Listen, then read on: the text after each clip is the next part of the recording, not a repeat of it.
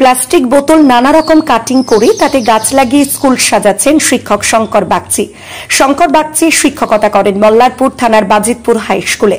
পাতা কেটে কেটে বিভিন্ন মনীষীর ছবি তৈরি করে নজর কেড়েছেন। শুধু তাই নয়, বিভিন্ন দিবস উপলক্ষে পাতা কেটে কেটে প্রাসঙ্গিক ছবি তৈরি করে সমাজ সচেতনতার বার্তা দিচ্ছেন।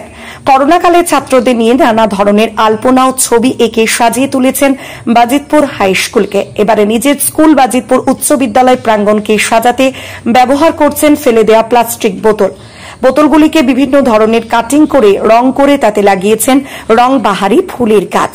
এতে বাড়ছে স্কুলের সৌন্দর্য। পাশাপাশি তিনি প্লাস্টিক দূষণ রোধে বার্তা দিচ্ছেন সকলকে।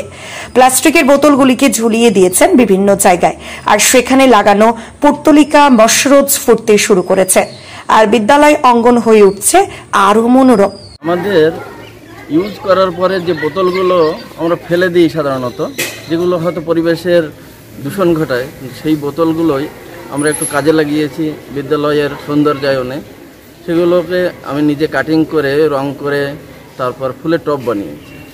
এক্ষেত্রে আমাদের স্কুলের সৌন্দর্যও বেড়েছে, আবার নতুন করে একটা গাছ লাগানো হয়েছে, দেখতেও সুন্দর লাগছে।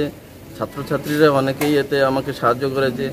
এই সুন্দর টবগুলো দেখতেও ভালো লাগছে, ফুলগুলো ফুটছে, প্রতি বছরই হচ্ছে।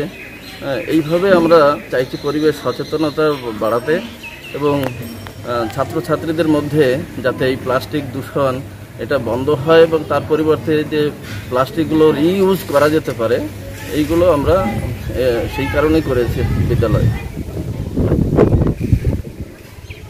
দীপক কুমার দাসের রিপোর্ট, জনকণ্ঠ টিভি নিউজ।